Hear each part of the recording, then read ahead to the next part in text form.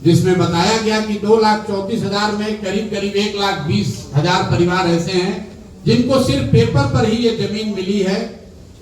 करीब मतलब आधे लोगों को वो जमीन अभी तक नहीं मिली और ये बहुत बड़ी बात है। इसको भी देखने के लिए मैं जाना चाहता हूं कल्याण बिघा कि ये सिर्फ सरकारी आंकड़ों की बात है कि सही में जमीन पर नीतीश बाबू के अपने गांव में भी दलित परिवारों को जमीन मिला है कि नहीं, ये देखने के लिए भी कल्याण बिघा जाएंगे। तीसरा आंदोलन का मुद्दा है कि यहाँ भूमि सर्वे हो रहा है, नालंदा में भी हो रहा है, पूरे राज्य में लोग त्राही कर रहे हैं। पिछले 3-4 वर्षों में लैंड डिजिटाइजेशन के नाम पर भूमि सुधार का जो कार्यक्रम नीतीश बाबू की सरकार ने शुरू किया है, इसमें हर दिन हालात ये है कि कोई घर ऐसा बाकी नहीं है जिसमें घर में परिवार में झगड़ा न लगे। जमीन के दाखिल खारिज में, रसीद कटाने में, जमाबंदी में, हर जगह लोगों को 10,000, 20,000, 25,000 रुपया घूस देना पड़ रहा है। हालात ये हैं कि आप लोग तो पत्रकार हैं, रोज देखते होंगे कि बिहार सरकार में राजस्व विभाग जो है वो उनके जनता से धन उगाही का सबसे बड़ा सोर्स बन गया है। नीतीश बाबू का नाम सुशासन बाबू रखा गया है, इसी धरती से वो आते हैं। तो मैं ये देखना चाहता हूं कि नालंदा में कल्याण बिघा में किसानों को या भूमि के मालिकों को घूस देना पड़ रहा है कि नहीं देना पड़ रहा है। यहाँ रसीद क्या बिना घूस के कट रहा है, क्योंकि लोग बताते हैं और जब मैं नीतीश जी के साथ था तो ये देखता भी था कि नालंदा के हर मामले को चीफ मिनिस्टर के ऑफिस से देखा जाता है। तो अगर नालंदा में ये 3 बात सही पाई गई तो आप समझ सकते हैं कि बिहार के दूसरे हिस्सों की क्या हालत होगी। तो 11 तारीख को पार्टी के इस कार्यक्रम का हस्ताक्षर अभियान हम लोग शुरू कर रहे हैं, जिनमें ये 3 बिंदुओं को हम लोग कवर करेंगे कि जिन 94 लाख परिवारों को 2-2 लाख रुपया आपने कहा था जातीय जनगणना कराकर उनको अभी तक 1 रुपया मिला कि नहीं मिला, या फिर जैसे मोदी जी का 15 लाख रुपया हर परिवार को देने का वादा जुमला साबित हुआ। आप भी ये मान लीजिए कि बिहार में भी आपने ये जुमला ही फेंका था। दूसरी बात, जिन महादलितों ने आपको आज 18-20 साल से मुख्यमंत्री के कुर्सी पर बैठाया है, कम से कम आपके गांव के महादलितों को वो जमीन मिली है कि नहीं, नालंदा में उन लोगों को जमीन मिली है कि नहीं, ये देखने आएंगे। और तीसरी बात जो मैंने आपको बताया कि पूरा बिहार ये भूमि सर्वेक्षण के नाम पर, भूमि सर्वे के नाम पर जो धन उगाही हो रही है, क्या नालंदा कल्याण बिघा उससे अछूता है, हरनौत उससे अछूता है, अस्थावा में वहां नहीं हो रहा है, ये देखने के लिए भी 11 को आऊंगा। और आज इसलिए आए हैं कि चूंकि जैसा मैंने बताया 3 बरस से यहाँ आए नहीं थे, साथ ही यहाँ रात दिन मेहनत करके जन सुराज की सोच को घर घर पहुंचाने में लगे हैं। तो ये मेरी भी जिम्मेवारी है कि हम आकर अपना कंधा उसमें लगाएं। इसी के तहत हम यहाँ आए हैं। अभी हरनौत में एक छोटी सभा करेंगे, उसके बाद मुझे आगे सिरघाटी जाना है। अब आपके जो सवाल हैं आप सवाल कर सकते हैं। बहुत बहुत धन्यवाद। अच्छा, आपके मित्र हैं, अभी बोले कि निकम्मा मैंने नीतीश कुमार को, तो 2005 के पहले जो सरकार चलती थी और चलाने वाले को क्या संबोधित करेंगे? देखिए, शब्द तो उनके हैं, मैं उस तरह के शब्द प्रयोग के पक्ष में नहीं हूँ। हर आदमी का बोलने का अपना तरीका है। मैं बोलूंगा विधायक जी अगर खुद बोलना चाहे। जहां तक आपने कहा कि 2005 से पहले की सरकार को क्या कहेंगे, बिल्कुल उसको तो हमें आपको कहने की जरूरत नहीं है। कोर्ट ने, बिहार की जनता ने उसको जंगल राज बताया। वो जंगल राज था लालू और उनके परिवार का, उनके गुंडों का, उनके बदमाशों का, रंगदारों का। वो गुंडा राज था, जंगल राज था। ये बात तो कोर्ट ने कहा, ये बात बिहार की जनता ने पिछले 2005 से 20 वर्षों से ये दिखाया है। लेकिन वो राज बहुत खराब था, इसलिए अब कम खराब वाला अच्छा है, ये भी बात ठीक नहीं।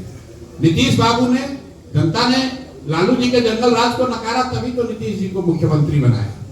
और 2005 से लेकर 2015 तक, 14 तक नीतीश बाबू ने अपनी ओर से जो काम किया है उसको जनता ने स्वीकारा भी है, उसको रिवॉर्ड भी दिया है। वैसे मुख्यमंत्री हैं कैसे?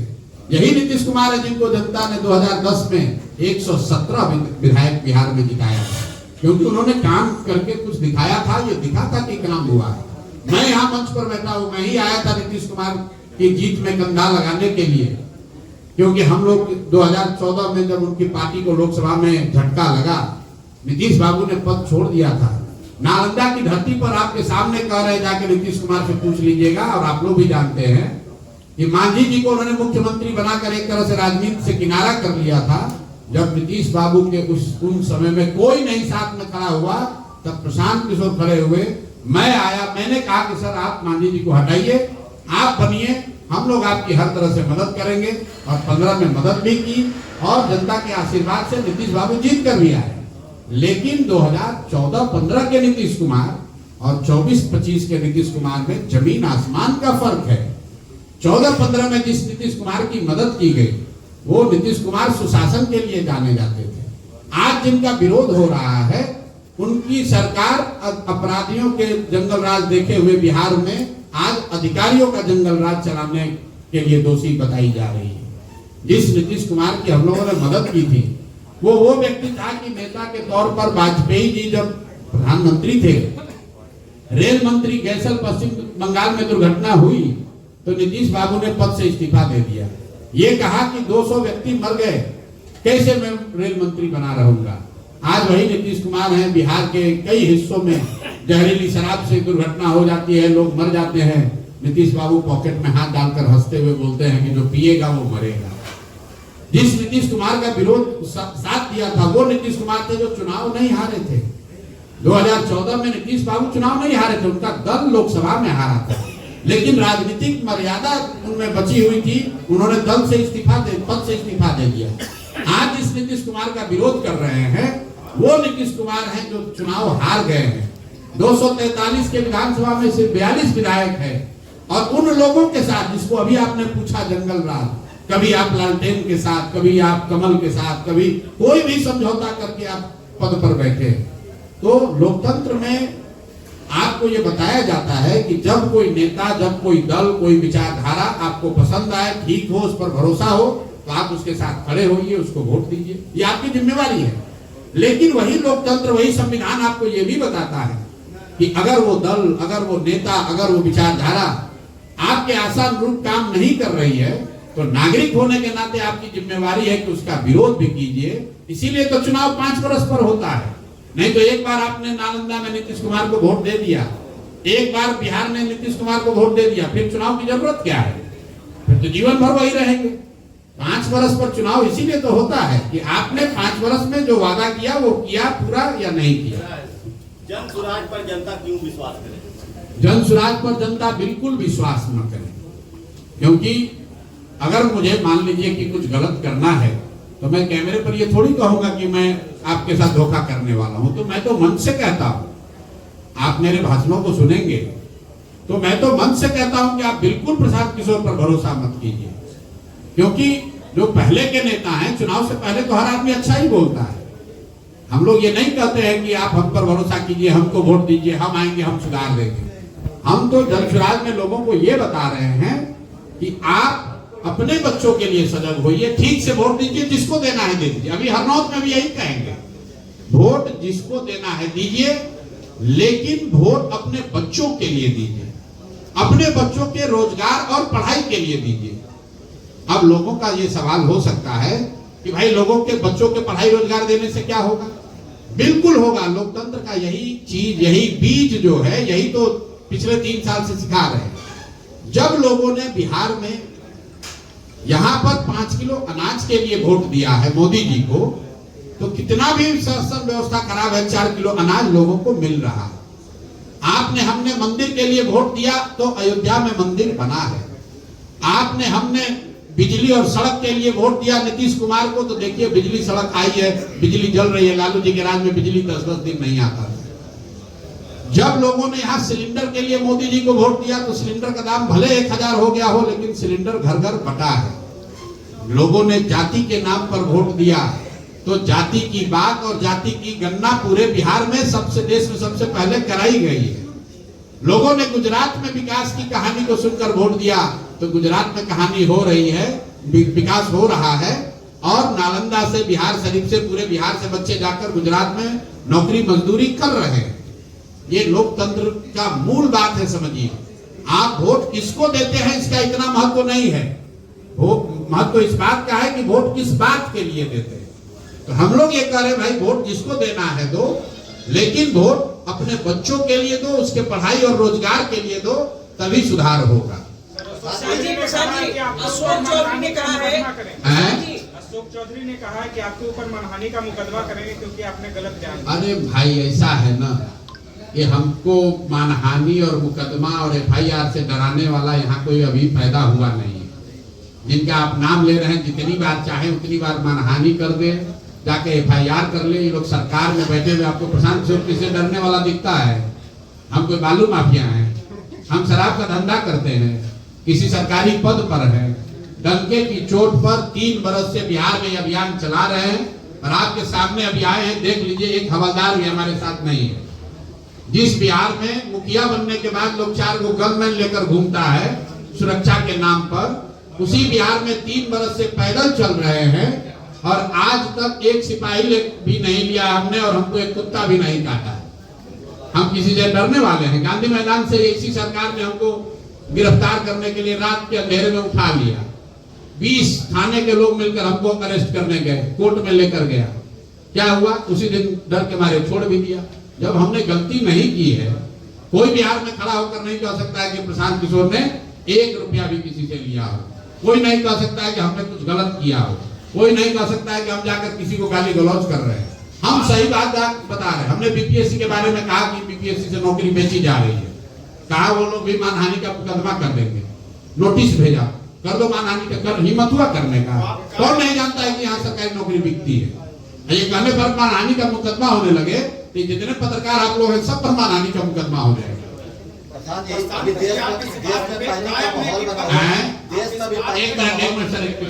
आप इस बात पे कायम है कि अशोक चौधरी की बेटी को पैसे देकर के टिकट मिला? ये भैया पूरे बिहार में सरेआम चर्चा है। ये प्रशांत किशोर को कहने की जरूरत नहीं है। बिहार में गांव-गांव में भ्रष्टाचार है, जमीन के सर्वे में पैसा लिया गया। अब हम ये चर्चा आम है। अब पत्रकार होने के नाते आप खड़ा होकर कहिए कि भैया बिहार में भ्रष्टाचार है, लोग शिकायत कर रहे हैं, तो कोई आप पर मानहानि का मुकदमा कर दे। अरे भाई, ये चर्चा आम है और आप पत्रकार हैं, आपको हमसे बेहतर पता है जी। देश में पैनिक का माहौल बना हुआ भारत पाकिस्तान को लेकर, सिंधु जल समझौता को रद्द कर देने से क्या लगता है कि माहौल साफ हो चुका है? भाई देखिए, कुछ अलग सरकार में देश में व्यवस्था है, पंचायती राज है, राज्य सरकारें हैं, देश की सरकार है। हर मुद्दे को हर जगह नहीं लपेटना चाहिए। राष्ट्रीय सुरक्षा, विदेश नीति, ये केंद्र सरकार का मामला है।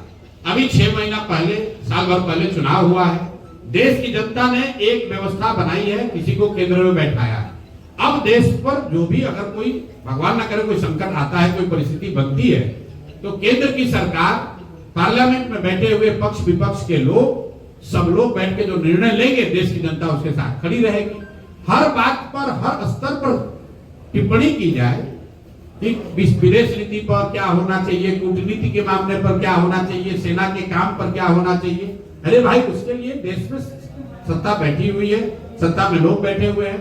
हम लोग यहाँ जो हमारी जिम्मेवारी है वो बिहार की जनता के प्रति है।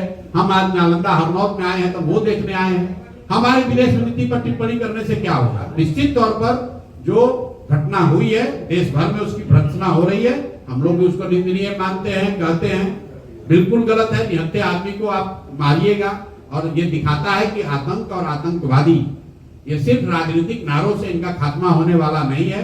पिछले 2-3 वर्षों से देश में एक माहौल बन रहा था, कुछ बनाने की कोशिश भी की गई थी कि भाई आतंकवादी यहाँ बिल्कुल खत्म हो गए, आतंक खत्म हो गया। लेकिन पहलगांव में हुई घटना ने ये दिखाया कि नहीं, ये अभी मामला खत्म नहीं हुआ है, ये लोग इतना सुधरने वाले नहीं है। और खासकर जिस तरह की व्यवस्था पाकिस्तान में है, वहां पर कहीं ना कहीं वहां से खुराफात होता ही रहेगा।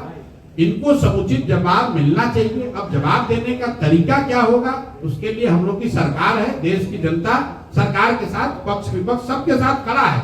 इस पर कोई बहुत टिप्पणी, बात विवाद का कोई वजह है नहीं। सर, क्या भविष्य में किसी दूसरे पार्टी के साथ है?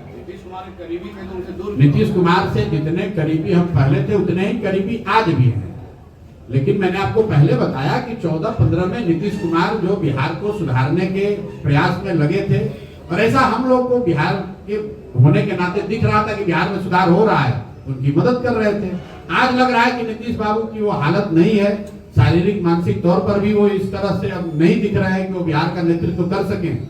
और अगल बगल के उनके लोग, सारे अफसर, सारे अगल बगल के मंत्री वो लूट मचा रहे हैं। वरना आप लोग तो खुद नालंदा के पत्रकार हैं, नीतीश कुमार जी की जो पहले आभा थी, जो उनका एक इकबाल था, जो एक राजनीतिक काम करने का तरीका था, उसमें और पहले और आज में बहुत फर्क है। अब तो कोई पूछ ही नहीं रहा, कोई देखे नहीं रहा, जिसको जहां मन है सोच रहा है कि अब तो नीतीश बाबू 4-5 महीने के लिए है, लूट सको तो लूट, गंगा में पानी बह रहा है, जितना जिसको मन हो रहा है लूट रहा है। पुलिस वाले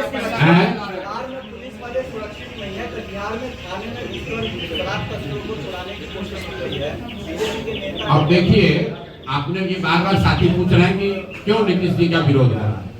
यही नीतीश कुमार हैं जिनको लॉ एंड ऑर्डर के नाम पर जनता लेकर आई थी, और आज लॉ एंड ऑर्डर की हालत ये है, गांव में तो लोग भ्रष्टाचार का आलम ये है कि लोग कह रहे हैं कि भैया इससे बढ़िया तो लालू का राज था।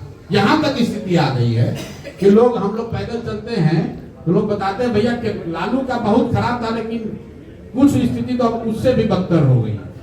तो ये दुर्भाग्य है। और लॉ एंड ऑर्डर जो है, मैं फिर वही कहूंगा कि कहीं ना कहीं सरकार का इकबाल खत्म हो गया है, क्योंकि नीतीश जी की शारीरिक मानसिक स्थिति ऐसी नहीं है कि वो बिल्कुल सरकार उनके कंट्रोल में हो।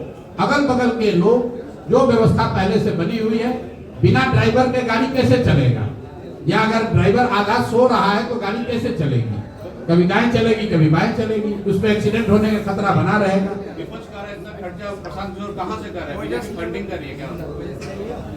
तो भैया यहाँ आपने कहा विपक्ष, यहाँ बीजेपी वाले तो पक्ष में ही हैं। तो ऐसा है कि अगर बीजेपी हमको फंडिंग करे तब तो नीतीश बाबू को बहुत सावधान होना चाहिए, क्योंकि बीजेपी वाले तो उन्हीं के साथ बैठे हुए हैं सरकार में। तो मतलब बीजेपी वाले पैसा देकर हमको अपने खिलाफ खड़ा कर दिए हैं, आप लोग नीतीश कुमार के खिलाफ खड़ा कर दिए हैं। तो भाई 243 सीट पर लड़ेंगे तो उसमें भाजपा एक भी सीट नहीं लड़ेगी इस बार चुनाव। आप एक मिनट रुकिए, इन्होंने कहा कि भाजपा वाले इनको फंडिंग दे रहे हैं, तो भाजपा वाले तो हम सब आज तक तो लोग यही बताता है कि बड़ा समझदार लोग हैं राजनीतिक तौर पर। कितना समझदार हो गया कि अपना पैसा देकर अपने कैंडिडेट के खिलाफ प्रशांत किशोर को खड़ा कराएगा। हम कोई चिराग पासवान की तरह ये नहीं कह रहे हैं कि हम खाली जदयू खिलाफ लड़ेंगे, हम तो 243 पर लड़ेंगे, उसमें 100 सीट भाजपा भी लड़ेगी। तो वो 100 सीट पर भाजपा चुनाव हारना चाहती है।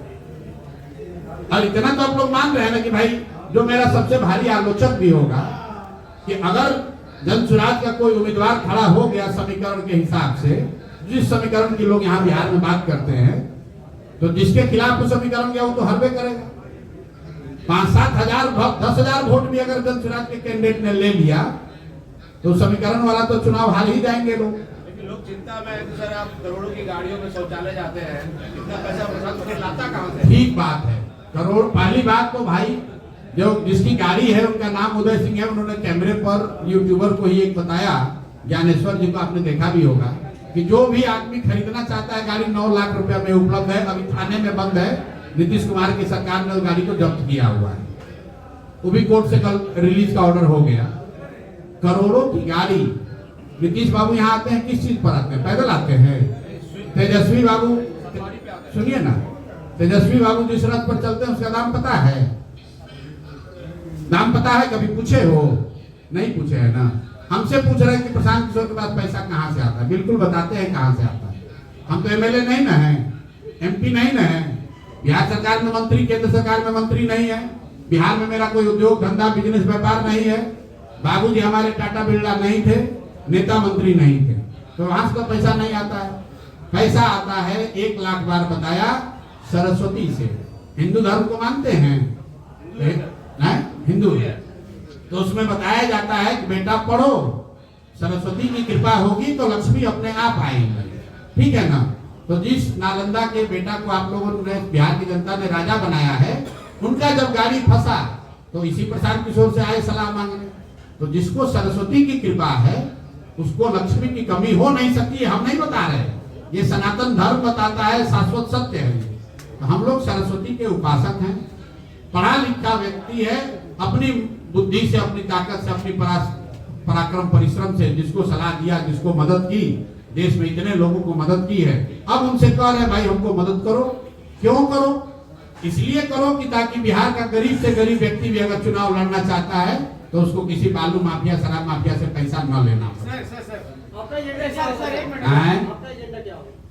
एजेंडा है बिहार का सुधार, एजेंडा है बिहार में शिक्षा और रोजगार, एजेंडा है पलायन पर रोक। अभी मधुबनी में प्रधानमंत्री आए, आप लोग भाषण कम सुने कि नहीं हमको नहीं मालूम है, उनका भाषण जरा सुनिए। कह रहे हैं कि धोलेरा से बॉम्बे में जो फैक्ट्री लग रही है वहां पर जाने वाले श्रमिक परिवारों के लिए एक नई ट्रेन की व्यवस्था बिहार में की जा रही है। मतलब फैक्ट्री लगेगा धोलेरा में, गुजरात में, महाराष्ट्र में, और लेबर को ले जाने के लिए हम लोग ताली बजा रहे हैं। हम लोग की स्थिति देखिए बिहार के लोगों की, हम लोग को ट्रेन मिला है। क्यों? कि यहाँ से श्रमिक परिवारों को जाने के लिए ट्रेन दिए हैं। अरे भाई, जब अंग्रेज भी तो यही करता था। अंग्रेज भी पहले देश से लंदन तक चलाता था पानी वाला जहाज, उस पर मजदूर भरकर लोग जाते थे। तो मतलब फैक्ट्री लगेगा गुजरात महाराष्ट्र में, और प्रधानमंत्री आकर कह रहे हैं कि श्रमिकों को जाने के लिए ट्रेन दिया जाएगा बिहार में। बाहर भाई बाहर, एक मिनट रुको भाई, इसको समझिए, इस बात को समझिए। बिहार के होने के नाते हम भी देश दुनिया घूमे हुए। क्यों बिहार में भाई उसी सभा में मधुबनी में कह देते कि भाई चीनी फैक्ट्री बिहार में 4 लगाई जा रही है। मोदी जी देश के प्रधानमंत्री हैं, प्रधानमंत्री गुजरात के भी, प्रधानमंत्री बिहार के भी। गुजरात जब वो जाते हैं तो वो गिफ्ट सिटी की बात करते हैं, फैक्ट्रियों की बात करते हैं, इन्वेस्टमेंट समिट की बात करते हैं, वहां की तरक्की की बात करते हैं। और बिहार आ रहे हैं तो क्या कर रहे हैं? मखाना बोर्ड, श्रमिक ट्रेन, 5 किलो अनाज, हिंदू मुसलमान। अरे भाई, ये दोष मोदी जी का नहीं है, ये दोष बिहार के लोगों का, हमारा, आपका है। हम लोगों ने अपना भाव इतना कम कर लिया है कि भैया 5 किलो अनाज दो, हम तुमको बोरा में भर के वोट देते रहेंगे। गुजरात के लोग भी 5 किलो, आप मोदी जी का कोई स्पीच हमको सुना दीजिए गुजरात में जहां कि वो ये कह रहे हो कि 5 किलो अनाज मिल रहा है कि नहीं मिल रहा है। गुजरात में जाकर अगर मोदी जी ये कह दे कि यहाँ से गुजरात के श्रमिक परिवारों को बिहार जाने के लिए ट्रेन चलाया जाएगा, आपको लिख के दे देते हैं, एक आदमी वहां वोट नहीं देगा। ये मामूली गलत बात है। आप ये कह रहे हैं कि बिहार के श्रमिक परिवारों को गुजरात और बॉम्बे जाने के लिए ट्रेन देंगे। भाई, हम लोग को ट्रेन चाहिए, लेकिन मजदूरों को भरकर भेजने के लिए नहीं, यहाँ से सब्जी भेजने के लिए, यहाँ से अनाज भेजने के लिए, यहाँ से सीमेंट छड़ भेजने के लिए, यहाँ से कंप्यूटर टेलीविजन बनाकर भेजने के लिए।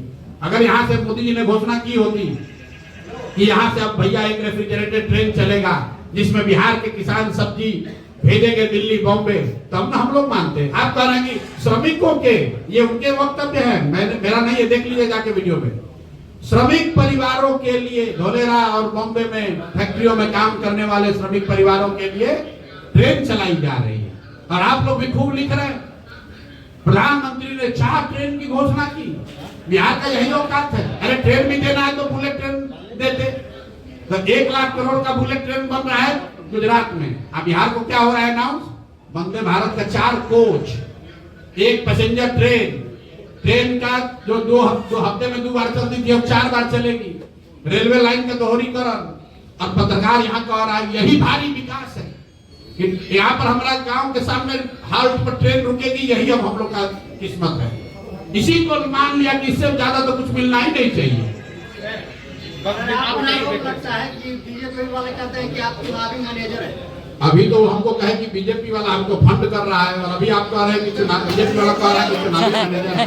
पहले आप लोग पत्रकारों में भी तय कर लीजिए कि विजय कुमार सिन्हा जी का बयान। अच्छा, अब विजय कुमार सिन्हा जी ने कहा, क्या कहा उन्होंने? कि हम चुनावी मैनेजर हैं। तो विजय कुमार सिन्हा जी के लीडर, उनके आका या उनके जो लीडर यहाँ है कौन है? दिलीप जायसवाल जी हैं। दिलीप जायसवाल जी के लीडर कौन है? अमित शाह जी हैं। अमित शाह जी के लीडर कौन है? मोदी जी है। तो मोदी जी इतने मतलब के लीडर उनको जब सलाह लेना था, काम लेना था, तो इसी मैनेजर को बुलाए थे। तब विजय सिन्हा जी को पहले मोदी जी को पूछ लेना चाहिए था कि सर आप इतना बड़ा लीडर हैं, आप ऐसा प्रशांत किशोर ऐसा टुटपुंजिया मैनेजर को काहे अपने साथ रखे थे? ये पूछिए जरा विजय सिन्हा से। आपने कहा रहा था सर कि बालू माफिया, शराब माफिया बिहार को बर्बाद कर रहा है, क्या वो लोग आपकी पार्टी में शामिल होंगे या नहीं होंगे? मेरे भाई, पहली बात कि अगर बालू माफिया, शराब माफिया बर्बाद नहीं कर रहा है, ये अगर कह रहे हैं आप तो आपकी बात, आप उसको प्रूफ कीजिए। हम लोग की पार्टी में जहां तक मेरी समझ है, हमारे पास कोई थर्मामीटर और इन्वेस्टिगेटिंग एजेंसी तो है नहीं, लेकिन हमारा ऐसा मानना है कि हम लोग की पार्टी में इस तरह के चरित्र के लोगों की कोई जगह नहीं है और आगे भी नहीं होगी। एक अंतिम